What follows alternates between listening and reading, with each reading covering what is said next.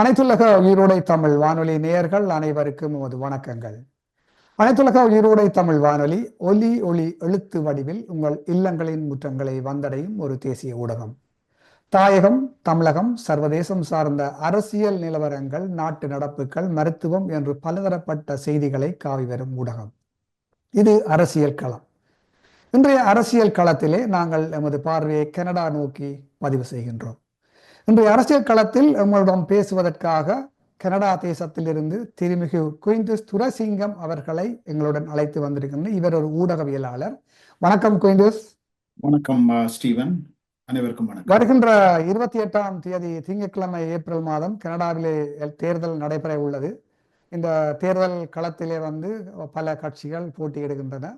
தற்பொழுது இந்த எல்பிசி என்று சொல்லப்படுகின்ற லிபரல் பார்ட்டி ஆஃப் கனடா இப்பொழுது அவர் ஆட்சியில் இருக்கின்றார்கள். ஒப்போசிஷன் பார்ட்டியாக சிபிசி என்று சொல்லப்படுகின்ற கன்சர்வேட்டிவ் பார்ட்டி ஆஃப் கனடா இப்பொழுது எதிர்கட்சியாக இருக்கின்றார்கள். அதை தவிர்த்து கனடாவிலே நாங்கள் பெருமளவில் இந்த பெரிய பெரிய கட்சிகள், பல சிறிய சிறிய கட்சிகளாக இருந்தாலும் பெரிய கட்சிகள் என்று பார்க்க போனால் அந்த என்டிபி என்று சொல்லப்படுகின்ற நியூ டெமோக்ராட்டிக் பார்ட்டி இருக்கிறது. மற்றது கியூபேக்ல கியூபி என்று சொல்லப்படுகின்ற பிளாக் கியூபாக்வாரா பிரெஞ்சில் சொன்னால் கிரீன் பார்ட்டி ஆஃப் கனடா, மற்றது People's Party of Canada BBC. இந்த பார்ட்டிகள் இந்த கட்சிகள்லாம் கனடாவிலே பெரிய கட்சிகளாக இன்று அதிகமாக எல்லோருக்கும் தெரிந்த கட்சிகளாக இருக்கின்றன. வருகின்ற தேர்தல் களம் இப்பொழுது அமெரிக்காவிலே புதுசாக தெரிவு செய்யப்பட்ட டொனால்ட் ட்ரம்ப் அவர்கள் இப்போ பிரசிடென்டாக, ஜனாதிபதியாக வந்திருக்கின்றார். அவர் பல குளறுபடிகளை கனடா தேசத்தை நோக்கி இப்பொழுது நகர்த்தப்பட்டு கொண்டிருக்கின்றது. பல விடயங்களை பேசியிருக்கின்றார். அமெரிக்காவினுடைய பகுதி கனடா என்பதை பற்றி சொல்லுகின்றார். இந்த சந்தர்ப்பத்திலே, இந்த கொதி நிலையிலே இந்த தேர்தல் களம் கனடாவிலே எப்படி அமைய போகின்றது என்பதை பற்றி நீங்கள் கூறுங்கள். ஆமாம், இந்த 45வது பொது தேர்தல் கனடாவிலே வருகின்ற திங்கட்கிழமை 28ஆம் தேதி ஏப்ரல் 28ஆம் தேதி நடைபெறுகிறது. முழு நாளும் வாக்களிப்பதற்கான வாய்ப்புகள் இருக்கின்றன. அதை விட முன்கூட்டிய வாக்களிப்புகளும் இடம்பெற்றிருக்கின்றன. அது வரலாற்று ரீதியாக பார்த்தால் வரலாற்றிலேயே ஆகக்கூடியவர்கள் முன்கூட்டியே வாக்களித்த ஒரு தேர்தலாகவும் இந்த தேர்தல் அமைந்திருக்கிறது. 7.3 மில்லியன் மக்கள் ஏற்கனவே வாக்களித்திருக்கிறார்கள் என்று சொல்லப்படுகிறது. அது ஒரு வரலாற்று ரீதியாக மிக அதிகபட்ச வாக்களிப்பு முன்கூட்டியே இடம்பெற்ற ஒரு தேர்தலாகவும் இருக்கிறது. இந்த தேர்தல் நீங்கள் ஒரு சில மாதங்கள் பின்னகர்ந்து சென்று பார்த்தால் டிசம்பர் அல்லது சென்ற வருடத்தின் நவம்பர் டிசம்பர் காலப்பகுதி சென்று பார்த்தீர்களாக இருந்தால் கனடா மிக மோசமான பொருளாதார சிக்கல்களை சந்தித்துக் கொண்டிருந்த நேரம். அப்போது இதன் தலைவராக இருந்த லிபரல் கட்சியின் தலைவர், பிரதமராக இருந்த ஜஸ்டின் ட்ரூடோ அவர்கள் 3வது தடவையாக ஆட்சியில் இருந்த நேரம். அவருக்கு பலத்த எதிர்ப்புகள் கிளம்பியிருந்த நேரம். பல்வேறு குற்றச்சாட்டுகள் சுமத்தப்பட்ட நிலையில் அவர் பதவி விலக வேண்டும் என உச்சமாக குரல் கொடுக்கப்பட்ட நேரம். அப்படியான ஒரு சூழ்நிலையில் தான் இந்த தேர்தலுக்காக புதிய தேர்தல் ஒன்று வரலாம் என்ற பேச்சுக்கள் அடிபட துவங்கின. உண்மையாக தேர்தல் வழமையாக நடக்கின்ற தேர்தல் என்று பார்த்தால் இந்த வருடம் 2025ஆம் ஆண்டு அக்டோபர் மாதத்தில் தான் இந்த பொது தேர்தல் நடைபெற வேண்டும். அதுதான் தேர்தலுக்கான காலம். ஆனால் மிகவும் மோசமான பொருளாதார சிக்கலை சந்தித்த கனடாவில் ஒரு புதிய தேர்தல் நடைபெற வேண்டும், ஆட்சி மாற்றம் இடம்பெற வேண்டும் என்று மிக மோசமான குரல்கள் இந்த நேரம். அந்த நேரத்தில் தான் ஜஸ்டின் ட்ரூடோ ஒரு வழி இல்லாமல் நாடாளுமன்றத்தை முடக்கி புதிய தலைவரை தெரிவு செய்வதற்கான ஒரு வாய்ப்பை உருவாக்கி அந்த கட்சியிலே தான் தனது பதவியை புதிய தலைவரை தெரிவு செய்ததும் தான் பதவி விலகுவதற்கும் தனது விருப்பை அறிவித்திருந்தார். இந்த நிலையைத்தான் ஜனவரி மாதத்தில் நாடாளுமன்றம் முடக்கப்பட்ட நிலையில் பொது தேர்தலுக்கான அறிவிப்பு வரவில்லை. ஆனால் லிபரல் கட்சிக்கான புதிய தலைமைக்கான ஒரு தேர்தல் நடைபெற்றது அந்த கட்சிக்குள். அதிலே மாக்கானி அவர்கள் வெற்றி பெற்றார். மாக்கானி ஏற்கனவே இங்கிலாந்து பேங்க் ஆஃப் இங்கிலாந்து அதனுடைய தலைவராக இருந்து சிறப்பாக பணியாற்றிய பெருமை அவருக்கு இருக்கிறது. அதை விட பேங்க் ஆஃப் கனடாவின் தலைவராகவும் இங்கே பணியாற்றி இருக்கின்றார். அவருக்கு பொருளாதாரத்திலே ஒரு வலுவான தகமை இருக்கிறது என்பதிலே எந்த மாற்று கருத்தும் இல்லை. அதை பொதுவாகவே எல்லோரும் கருதுகிறார்கள். கனடா மிகுந்த பொருளாதார சிக்கலை சந்தித்த சூழ்நிலையில் அவருக்கு ஒரு பெரிய வாய்ப்பாக அது பார்க்கப்பட்டது. அவர் தான் தலைவராக வந்தார். அதற்கு பின் அவர் தலைவராக வந்ததன் பின் இந்த கட்சிக்கான ஆதரவு தளம் மாற்றம் கண்டது. அதனால் அதை அனுமானித்துக் கொண்ட லிபரல் கட்சி உடனடியாகவே பொது தேர்தலுக்கு அழைப்பு விடுத்தது. அதனால் தான் இப்போது இந்த தேர்தலை நாம் சந்திக்கின்றோம். இந்த தேர்தல் நீங்க சொன்னது போல கனடாவில பெருமளவு பொருளாதார நெருக்கடி இருந்தது என்று சொன்னீர்கள். இந்த தேர்தல் காலத்திலே தான் டொனால்ட் ட்ரம்ப் அவர்கள் கனடா அமெரிக்காவினுடைய மாநிலம் என்று சொல்லியிருக்கின்றார். இந்த அவருடைய கூற்று ஏதாவது ஒரு வகையில இந்த தேர்தலில் ஒரு தாக்கத்தை ஏற்படுத்துமா? மிகப்பெரிய தாக்கத்தை ஏற்படுத்தியது. நான் அதற்காகத்தான் இந்த டிசம்பர் மாதத்திற்கு பின்னர்ந்து சென்று ஒரு சிறிய வரலாற்றை தந்தேன். ஏனென்றால் ஜனாதிபதி டொனால்ட் ட்ரம்ப் வெற்றி பெற்ற காலம் நவம்பர். அதற்கு பின்னதான காலம் டிசம்பர் காலத்திலே டொனால்ட் ட்ரம்ப் சொன்ன பல கருத்துக்கள். அவர் ஜனவரியில் தான் பதவியேற்றார். ஆனால் அதற்கு முன்னதாக அவர் கனடாவை தாக்க ஆரம்பித்து விட்டார். கனடாவை தனது 51வது மாநிலமாக எடுக்கப் போகின்றேன், கனடாவை நான் பெற்றுக்கொள்ளப் போகிறேன். அப்போது பிரதமராக இருந்த ஜஸ்டின் ட்ரூடோவை கவர்னர், எங்களுடைய 51வது மாநிலத்தின் கவர்னர் என்றெல்லாம் அழைத்து மிகுந்த பல விடயங்களை அவர் சொல்லியிருந்தார். அப்படி அதை விட மிகப்பெரிய வரியை விதிக்கப் போகின்றேன் என்று சொல்லியிருந்தார். இவை ஒரு வர்த்தக போர் சூழ்நிலையை உருவாக்கி இருந்தது. உண்மையில் இதிலே நாங்கள் கவனிக்க வேண்டியது என்னவென்றால், கனடாவின் 70% வர்த்தக தொடர்பாடல் அமெரிக்காவுடன் தான் இருக்கிறது. கனடாவின் மொத்த சனத்தொகை 39 மில்லியன் மக்கள் வாழுகின்ற நாடு. மிகப்பெரிய நாடு. ஆனால் வாழ்கின்ற மக்களின் தொகை 39 மில்லியன். அமெரிக்காவை பொறுத்த மட்டில் 340 மில்லியன் மக்கள் வாழ்கின்ற நாடு அமெரிக்கா. மிகப்பெரிய சனத்தொகை கொண்ட நாடு. தரை ரீதியாக கனடாவுக்கு இருக்கின்ற ஒரே ஒரு தொடர்பு அமெரிக்காவுடன் தான் இருக்கிறது. அதனால் மிக ட்ரில்லியன் டாலர்ஸ் வர்த்தக தொடர்பை அமெரிக்காவுடன் கனடா பண்ணி கொண்டிருக்கிறது. இதற்கு வர்த்தகம் என்று சொல்லும் பொழுது கனடாவினுடைய இறக்குமதி அமெரிக்காவில் இருந்து கூடுதலாக வருகின்றதா அல்லது கனடா அமெரிக்காவுக்கு கூடுதலான ஏற்றுமதியை செய்கின்றதா? மக்கள் தொகையை பார்த்தாலே உங்களுக்கு தெரியும். இப்போ இது 39 மில்லியன், அது 340 மில்லியன், 10 மடங்கு. அதனால் கனடாவின் அதிகபட்ச ஏற்றுமதி அமெரிக்காவை நோக்கித்தான் செல்கிறது. அதற்கு வலுவான ஒரு எதிர்நிலையை உருவாக்கியது இந்த வரி இல்லாத ஒரு சூழ்நிலை, டாக்ஸ் இல்லாத ஒரு காரணம். ஏனென்றால் அந்த ஒப்பந்தத்தின் கீழ், நாஃப்தா என்ற ஒரு ஒப்பந்தத்தின் கீழ், மெக்சிகோ, அமெரிக்கா, கனடா 3 நாடுகளும் இணைந்து செய்த ஒப்பந்தத்தின் கீழ் 0 வரி, சைபர், அதாவது ஒரு வரியும் இல்லாமல் பொருட்களை அங்கும் இங்கும் ஏற்றுமதி இறக்குமதி செய்வதற்கான ஒரு வாய்ப்பு இருந்ததால் கனடா எக்கச்சக்கமான பொருட்களை அமெரிக்காவுக்கு இலகுவாக அனுப்பக்கூடியதாக இருந்தது. அதனால் கனடா அமெரிக்காவில் தங்கி நிற்கின்ற ஒரு சூழ்நிலைக்கு வந்தது. இப்போ கனடாவில் இருக்கின்ற ஒரு சூழ்நிலை என்னவென்றால், பலரும் இதை கவனிப்பதில்லை. கனடாவுக்குள்ளே கூட மாநிலத்திற்கு மாநிலம் வரிகள் இருக்கு. இப்போ பிரிட்டிஷ், அதாவது அல்பர்டாவில் இருக்கின்ற எண்ணெயை கியூபெக்கு நேரடியாக அனுப்புவதாக இருந்தால் வரி இருக்கும். அப்போ அதற்கு மாற்று வழியாக இவர்கள் என்ன செய்தார்கள் என்றால், கனடாவில் இருந்து அமெரிக்காவுக்கு அங்கிருக்கின்ற அவர்களுடைய இன்னொரு நிறுவனத்துக்கு அமெரிக்காவுக்கு அனுப்புவார்கள். அது ஜீரோ வரியற்ற நிலைமை. அங்கிருந்து கியூபெக்கு வரும் வரி இல்லாமல். அப்போ இந்த கனடாவுக்குள் மாநிலங்களுக்கு மாநிலம் இருக்கின்ற வரியிலிருந்து தப்புவதற்காக கூட இந்த அமெரிக்காவை பயன்படுத்தினார். அதனால் டொனால்ட் ட்ரம்ப் என்ன சொன்னார்கள், நாம் ஏமாற்றப்படுகிறோம், இந்த வரி இல்லாத சூழ்நிலை என்பது அமெரிக்காவை எல்லோரும் மிஸ்யூஸ் பண்ணுகிறார்கள், அதனால் நான் அதையெல்லாம் மாற்றப் போகிறேன் என்றுதான் தானும் வரி விதிப்பதற்கு முயற்சிகளை மேற்கொண்டார். அது கனடிய தேர்தலில் மிகப்பெரிய ஒரு தாக்கத்தை ஏற்படுத்தி கனடாவின் உச்சக்கட்ட விடயமாக, தேர்தலுக்கான விடயமாக பேசப்பட்டு கொண்டிருந்த பொருளாதாரம், என்வாயன்மெண்ட், சுற்றுச்சூழல் பாதுகாப்பு, ஹவுசிங், வீடு விடயத்தில் வீதியிலே அந்த வீடு இல்லாமல் வீதியிலே இருப்பவர்கள் தொகை அதிகரித்துக் கொண்டிருக்கிறது, அது மற்ற இமிகிரேஷன், இவையெல்லாம் பின்னகர்த்தப்பட்டு வர்த்தக போர், அமெரிக்காவுடைய வர்த்தக போர் தான் முதன்மையாக பார்க்கப்பட்டது. அதனால் தேர்தலுக்கான முதல் காரணி என்பது டொனால்ட் ட்ரம்பை கையாளக்கூடியவர் பியர் பொலிவியரா, கன்சர்வேட்டிவின் தலைவர் பியர் பொலிவியரா அல்லது லிபரல் கட்சியின் தலைவர் மார்க் கார்னியா என்பது முதன்மை காரணியாக பார்க்கப்பட்டது.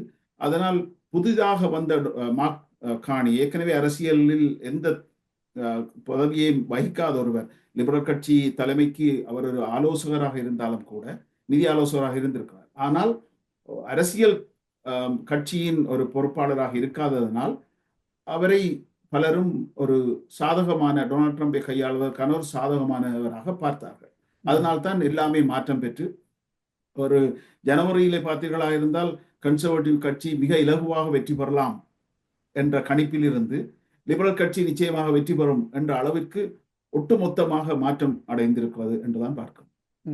அப்ப உங்களின் கணிப்பின்படி வருகின்ற தேர்தலில் திருப்பி லிபரல் கட்சி வருவதற்கான சாத்தியக்கூறுகள்லாம் தென்படுகிறது என்று கூறுகிறீர்களா?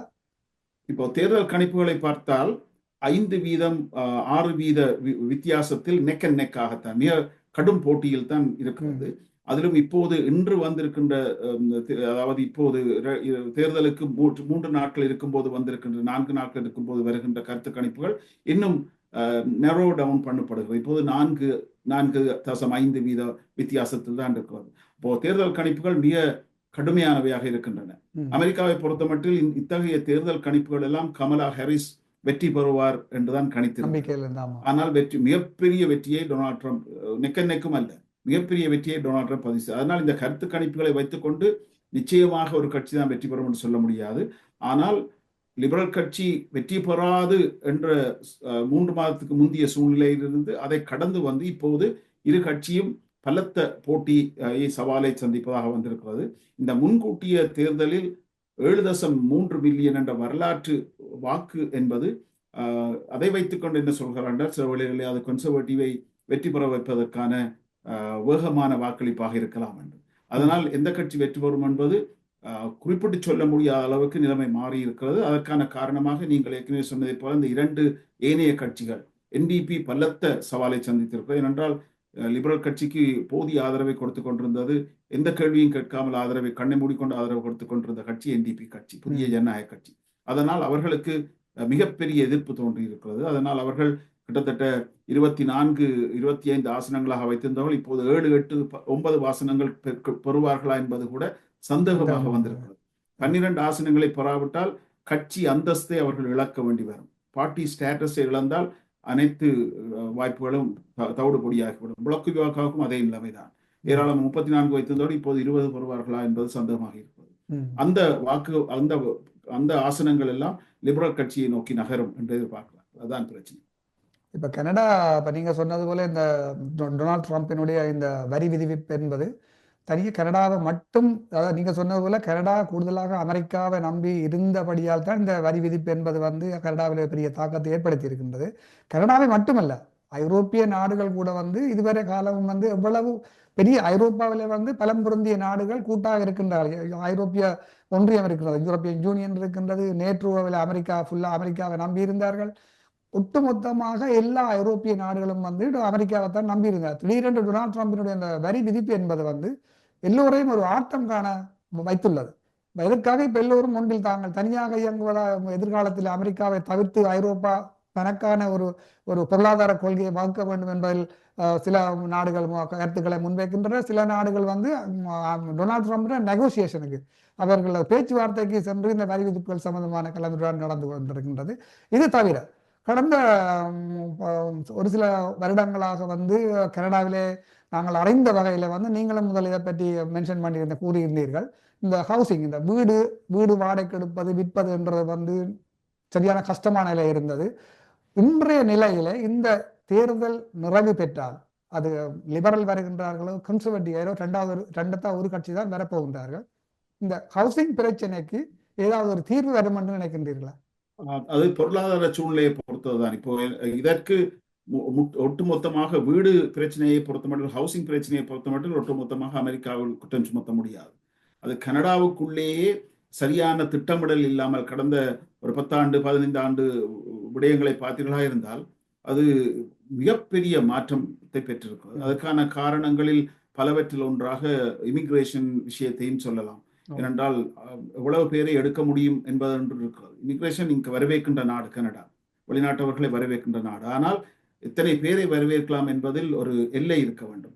380,000 இருந்ததை மன்னிக்கவும், அந்த இமிகிரேஷன் வெளிநாட்டவர்களை உள்ளுக்கு எடுப்பதில் கனடா வந்து ஒரு பெரிய ஒரு தேசம். அந்த நாட்டிலே மனுஷர் வாழ்வதற்கான பெரிய இடங்கள் இருக்கின்றதா இருந்தாலும் கடந்த சில வருடங்களாக வந்து எத்தனையோ ஆயிரம் வெளிநாட்டவர்கள் கனடாக்கு வந்து திரும்பி கனடா விட்டு வெளியேறி உள்ளார்கள் என்ற கருத்து கணிப்பு கூட இருக்கின்றது.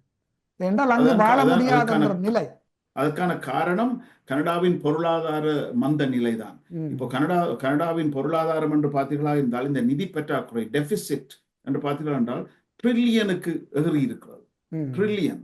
அதை திரும்பவும் குறைக்க வேண்டும் என்பதுதான் இங்கு பிரச்சனையாக இருக்கிறது. ஏனென்றால் மிகப்பெரிய நிதி பற்றாக்குறை, மிகப்பெரிய டெபிசிட்டை சந்திக்கின்ற ஒரு நாடாக, இடிபி எல்லாம் தலைகளாக மாறுகின்ற ஒரு நாடாக இந்த நாடு மாற்றம் பெற்றிருக்கிறது. அதற்கான காரணங்களில் ஒன்று, எந்த சரியான திட்டமிடலும் இல்லாமல் தாறுமாறாக நிதியை கொடுத்தது, வெளிநாடுகளுக்கு நிதி கொடுத்தது, சரியான திட்டமிடல் இல்லாமல் இமிகிரேஷன் விஷயத்தில் நடந்து கொண்டது, பலவற்றையும் சொல்லலாம். அப்போ பல காரணங்களால் இது நடந்திருக்கிறது. இவற்றை மாற்றி அமைப்பது என்பது காலம் எடுக்கும். அதனால் இப்போது இரண்டு கட்சிகளுமே பலமான கொள்கைகளை முன்வைத்திருக்கிறார்கள். இரண்டு பிரதான கட்சிகளும் பலமான கொள்கைகளை முன்வைத்திருக்கிறார்கள். வீடு விஷயத்தில் கூட கன்சர்வேட்டிவ் கட்சியை பொறுத்த மட்டில் 500,000 வீடுகளை கட்டுவதாக, அவர்கள் புதிய வீடுகளை கட்டுவதாக சொல்லியிருக்கிறார்கள். லிபரல் கட்சியும் கூட 350,000 வீடுகளை கட்டுவதாக சொல்லியிருக்கிறது. அதற்கான நிதி பங்கீட்டை செய்வதாக உறுதியளித்திருக்கிறது. இவையெல்லாம் வாக்குறுதிகளாக இருக்கின்றன.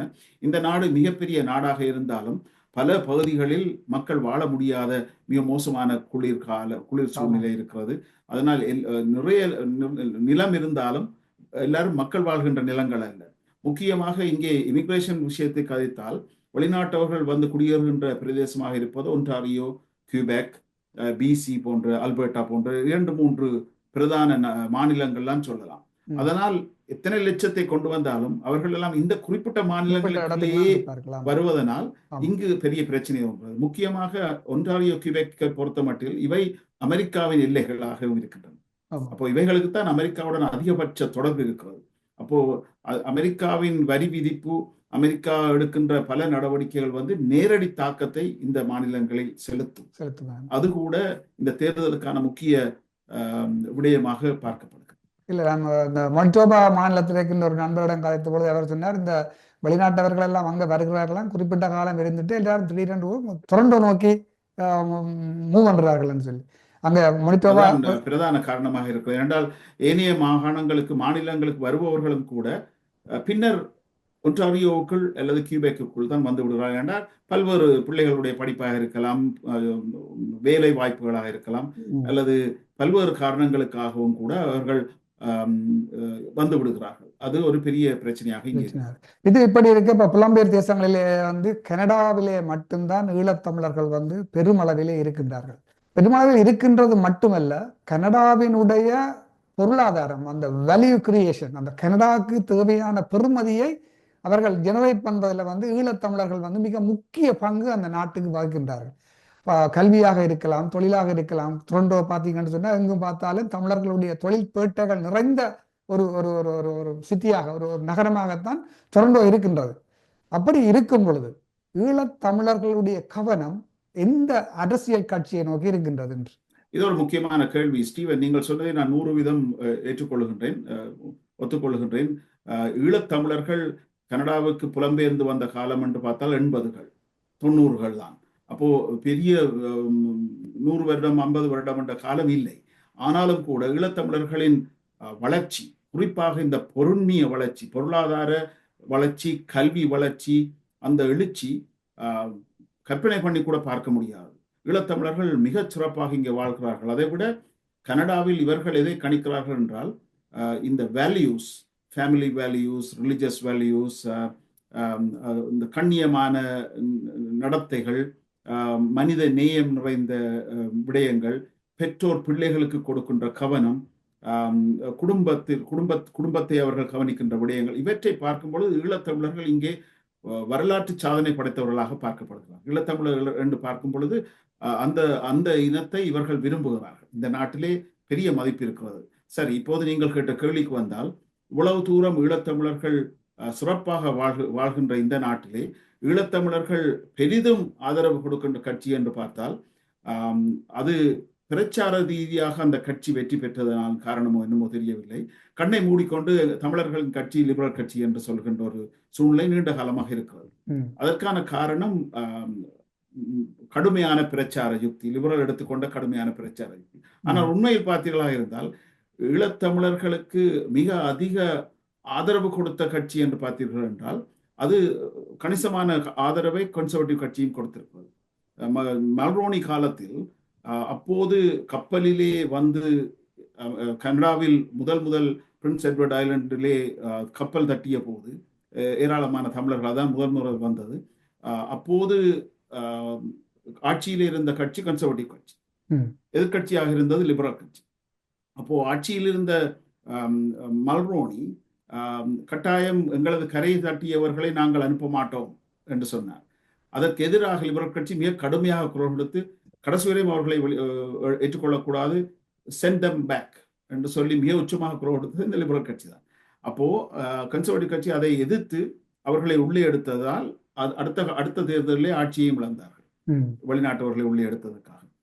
பின்னர் பார்த்தீர்களாக இருந்தால் காமன்வெல்த் இது நடந்த பொழுது, இலங்கையிலே நடந்த பொழுது அதை புறக்கணித்தது கன்சர்வேட்டிவ் கட்சி. ஸ்டீவன் ஹார்ப்பர் அதை போகாமல் தவிர்த்துக் கொண்டார். யுஎன்னிலே ஜோன் பேட் எங்களுடைய வெளிநாட்டுக்கு அமைச்சராக இருந்தார். அவர் யுஎன்ல இருந்த பொழுது இலங்கையின் அதிபர் அங்கே வந்த பொழுது அவர் வெளிநடப்பு செய்தார். மற்ற பக்கத்திலே கடுமையாக இந்த மனித உரிமை மீறலை மட்டுமல்ல இன அழிப்பையும் ஓப்பனாக சொல்லுகின்ற ஒரு கட்சியாக இருக்கிறது. பொலிவியரை பொறுத்தமட்டில் மஹிந்த ராஜபக்ஷ குடும்பத்தையே நான் சர்வதேச நீதிமன்றத்தில் கொண்டு வருவேன் என்பதை பகிரங்கமாக சொல்லிக் கொண்டிருக்கின்றார். அப்படி பல விதத்திலும் கூட கன்சர்வேட்டிவ் கட்சியும் கூட பல விதத்திலும் ஈழத்தமிழர்களுக்கு ஆதரவாகத்தான் இருக்கும். லிபரல் கட்சியும் பல விடயங்களை சொன்னாலும் கூட கடந்த 10-15 ஆண்டுகளில் அதிகம் அக்கறை காட்டவில்லை, செய்யவில்லை, அதை டெலிவர் பண்ணவில்லை.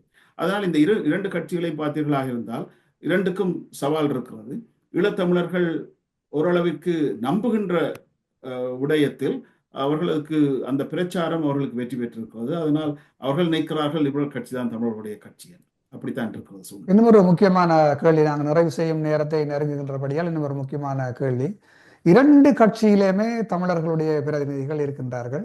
லிபரலில் வந்து முக்கியமாக கேரி ஆனந்த சங்கரி அவர்கள் பலரும் இருக்கிறார். இப்போ கடைசியாக ஜஸ்டின் ட்ரூடோ விலகினவரை கூட அவர் நீதி அமைச்சராக ஒரு வாரமோ 2 வாரமோ இருந்திருக்கிறார். ஆனால் ஒரு தமிழர் கனடாவிலே வந்து ஒரு அமைச்சராக இருந்திருக்கிறார் என்பது பெருமைக்குரிய விடயம். ஆனால் நீங்கள் நான் எடுத்துக்கொண்ட விடயம் என்னென்று சொல்லி சொன்னால், தமிழர்கள் பெருமளவு இருக்கின்றார்கள். கனடாவுக்காக உழைத்து கனடா மண்ணின் பொருளாதாரத்தை ஈட்டுவதில் தமிழர்கள் முக்கியமாக இருக்கின்றார்கள். அதே போன்று கனடிய அரசும் ஒன்டாரியோ மாநிலம் கூட வந்து இந்த தமிழ் ஜெனசைட் எஜுகேஷன் என்ற ஒரு கான்செப்டை கொண்டு வந்தார்கள். அதை விட வந்து இந்த தமிழ் ஹெரிட்டேஜ், தமிழர் மரபு தீங்களை கொண்டு வந்தார்கள். இப்படியெல்லாம் செய்கின்றார்கள்.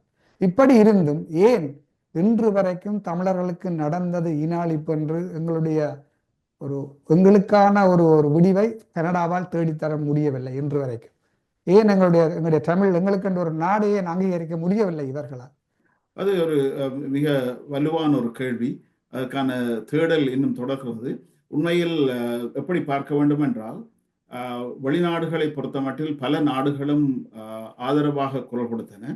ஆனால் இலங்கை அரசின் மிக உச்சக்கட்ட லொபியிங், மில்லியன் டாலர்கள் செலவழித்து அவர்கள் செய்த லொபியிங் மூலம் தமிழர்கள் எல்லோருமே பயங்கரவாதிகள் என்ற பிரச்சாரத்தில் இலங்கை அரசு வெற்றி பெற்றது. 2005ஆம் ஆண்டு அல்லது அதுக்கு முந்தின பல வருடங்களின் உச்சக்கட்ட பிரச்சாரம், லொபியிங், பல லொபியிங் ஃபேர்ம்ஸை அவர்கள் ஹயர் பண்ணி இலங்கை அரசு வேலை செய்தது.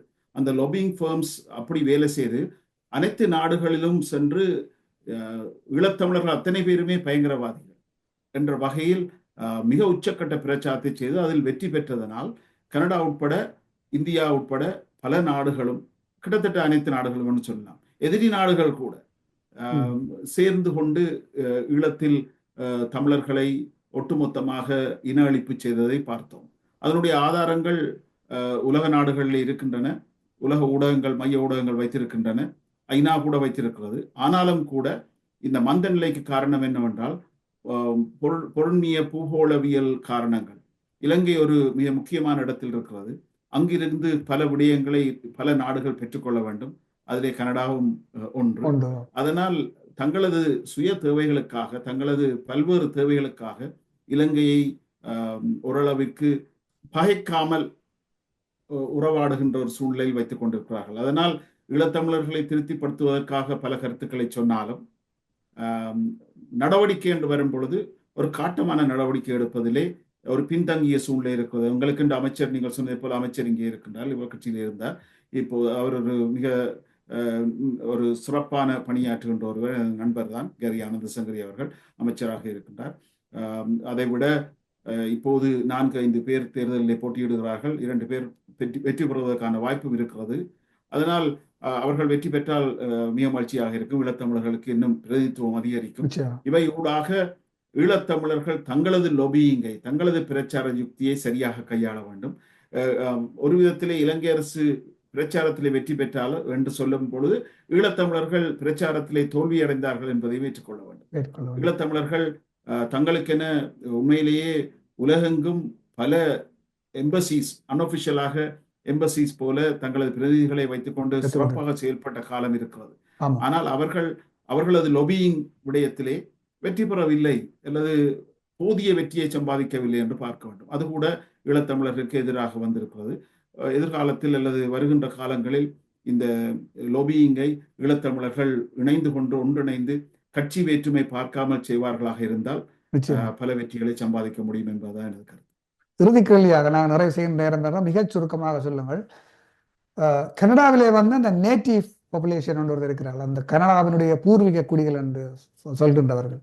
இந்த அரசியல் கட்சிகள் அந்த நேட்டிவ் பீப்புளுக்கு, அந்த மக்களுக்கு தேவையான விடயங்களை செய்கிற அளவுக்கு அவர்களுடைய தேர்தல் விஞ்ஞாபனத்தில், எலெக்ஷன் மேனிஃபெஸ்டோவில் வந்து ஏதாவது போட்டிருக்கின்றார்களா? எல்லா கட்சிகளுமே அதிலே கூறியிருக்கின்றார்கள். அவர்களுக்கான போதிய தேவைகளை கவனிப்போம் என்ற உறுதிமொழிகளை வழங்கியிருக்கிறார்கள். இதுபோல கடந்த காலத்திலும் ஒவ்வொரு தேர்தல் காலத்திலும் அவர்கள் போதிய உறுதிமொழிகளை வழங்குவார்கள். ஆனால் அதிலே ஒரு 20-30-40 வீதம் தான் செய்வார்கள். ஏனேவை ஒரு வார்த்தை ஜாலமாக, வெறும் மன்னிப்பு கேட்கின்ற ஜாலமாக, அல்லது வெறுமனே அவர்களை போய் அவர்களது விழாக்களிலே கலந்து கொண்டு அவர்களை திருப்திப்படுத்துகின்ற நிலைமையாகத்தான் இருக்கிறது. அது மாற வேண்டும். கட்சிகள் நிச்சயமாக அதிலே நேரடியாக தலையிட்டு அவர்களுக்கான சரியான வாழ்வாதாரத்தை வழங்க வேண்டும் என்பது எப்போதும் பெரிய ஒரு குரலாக இருக்கிறது. அது நடைபெறும் என்று நம்புவோம். ஆனால் நீங்கள் கேட்ட கேள்வி மிக வலுவானது, மிக முக்கியமானது. கொடுக்கின்ற வாக்குறுதிகளை தேர்தலுக்கு பின்னர் அவர்கள் கட்சிகள் நிறைவேற்றுகின்றன என்று பார்த்தால் அரசியல் விளையாட்டு தான் இருக்கு. உலகத்தில் எல்லா இடம் அரசியல் விளையாட்டு என்பது தேர்தல் அது தொடர்ச்சியாக இருக்கும். நல்லது. துரை சிங்கம் அவர்களே, மிக்க நன்றி. நாங்கள் இன்று இந்த கனடாவினுடைய அரசியல் நிலவரம், எலெக்ஷன் 28ஆம் தேதி திங்கட்கிழமை வர இருக்கின்றது, அது பற்றியும் பலதரப்பட்ட விடயங்களை நாங்கள் இன்று பேசியுள்ளோம். உங்களுடைய பேட்டி, நீங்கள் தந்த நேர்காணல் மிக சிறப்பாகவும் மக்களுக்கு பிரயோசனம் அடையும் என்பதை நான் நம்புகின்றோம். அந்த வகையிலே உங்களுக்கு நன்றிகளை கூறி உங்களை விடைபெறுகின்றோம். நன்றி, வணக்கம். நன்றி ஸ்டீவன் புஷ்பராயா. மிக அழகான வகையில் இந்த பேட்டியை நடத்தியிருந்தீர்கள். சிறப்பாக உங்களுக்கும் வாழ்த்துக்கள். நன்றி. எமது பார்வையாளர்களுக்கு வணக்கம். மக்களின் குரலாய் ஓங்கி ஒலிக்கும் இலக்கு மின்னிதழ் மற்றும் உயிரோடை தமிழ் வானொலி ஆகிய இவ்விரு ஊடகங்களும் உங்களைப் போன்ற எமது நேயர்கள், நண்பர்களின் ஆதரவிலேயே இயங்கி வருகின்றன. மிக குறைந்த வளங்களுடன் பல இடர்கள் மற்றும் தடைகளை தாண்டி பயணிக்கும் எமது ஊடகங்களின் பணிகள் மேலும் வளர உங்களால் முடிந்த நிதியுதவியை வழங்கி இன்னும் காத்திரமான செயற்பாடுகளை முன்னெடுக்க உதவுமாறு மிகவும் பணிவன்புடன் வேண்டி நிற்கின்றோம். உங்கள் பங்களிப்பு உங்களின் உரிமை குரலாய் ஓங்கி ஒலிக்கும். நன்றி.